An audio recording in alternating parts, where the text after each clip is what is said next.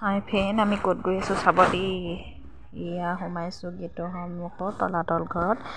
এয়া চব ইমান নিজান হৈ আছে। ডাৱৰীয়া বতৰ, বহুত ডাঙৰ বৰষুণ দিছিলেতো, যিহেতু সেইকাৰণে গোটেই পানী হৈ আছে চবফালে, একেবাৰে পানীয়ে আৰু নকয় আৰু। দোকান বজাৰ আপুনি বন্ধ, কিছুমান খোলা আছে, যিহেতু বৰষুণো পৰি আছে চিপচিপকৈ বৰষুণো পৰি আছে।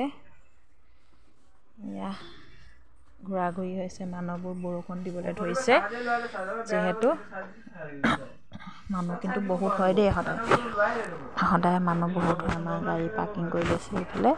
আমি এয়া নামিলোঁ, নামি এয়া সোমাই টিকেট কাটিবলৈ গৈছোঁ আৰু সন্মুখত সোমাই গৈছোঁ। চাওকচোন এয়া কি ধুনীয়া লাগিছে নহয় জানো। পৰিৱেশটো কেনেকুৱা লাগিছে বাৰু আপোনালোকৰ? পৰিৱেশটো ভাল লাগিছেনে? একদম নিজান হৈ আছে। গৰম দিনত কিন্তু ইয়াত আহিলে একেবাৰে যাবলৈ মন নাযায়, ইমান ধুনীয়া লাগে নহয়। বতৰ ইমান ঠাণ্ডা, ধুনীয়া বতাহ মাৰি থাকে এইডোখৰত। আৰু আপোনালোকক বস্তু দুটা দেখাম দেই, আপোনালোকে চাব। এয়া দেখিছেনে বাৰু কি বস্তু? এয়া দেখিছেনে? এইকেইটা বৰটোপ বুলি কয়। আগতে মানে ইয়াত গুলি ফুটাইছিলে বুলি কয়, ৰজাই যুদ্ধৰ সময়ত এইকেইটা ব্যৱহাৰ কৰিছিলে বোলে। এইখিনি এইফালে তিনিটা আছে আৰু আছে এইটো চাইডলৈ মই আপোনাক নিছোঁ। তাতে চিনাকি মানুহো ওলালে, সেইকাৰণে আৰু অলপ কথা পাতিছোঁ যিহেতু।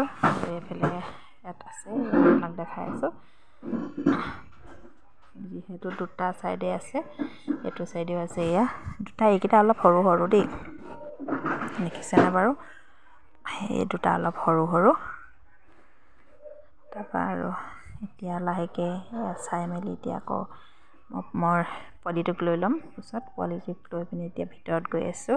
মাকক অলপ ভিডিঅ' বনাবলৈ দিছোঁ, মই পোৱালিটোক লৈ লৈছোঁ। পোৱালিটো নাহে, মোক ওচৰত কাটিছে, মই লৈ লৈছোঁ। মাকৰ ওচৰত যাব লাগে, মাকক কৈছোঁ অকণ ভিডিঅ' বনাইছে মাকে। একদম এয়া চাওকচোন মানুহ, এয়া গৈ আছোঁ আৰু গৈয়ে থকা হয়, ওচৰতে যিহেতু আছে ন। মানে কি হ'ল, ইমান ভালো নালাগে গৈ, তথাপিও গৈয়ে থাকোঁ মই। ঘৰৰ মানুহ কোনোবা আহিলে গৈ থাকোঁ। এয়া ওপৰলৈ উঠি গৈছোঁ, সেয়া ওপৰত উঠি গৈ আছোঁ। ওপৰৰ পৰা কেনেকুৱা লাগিছে বাৰু? বৰষুণো পৰি আছে চিপচিপকৈ দেই, চিপচিপ বৰষুণ পৰি আছে তাতে।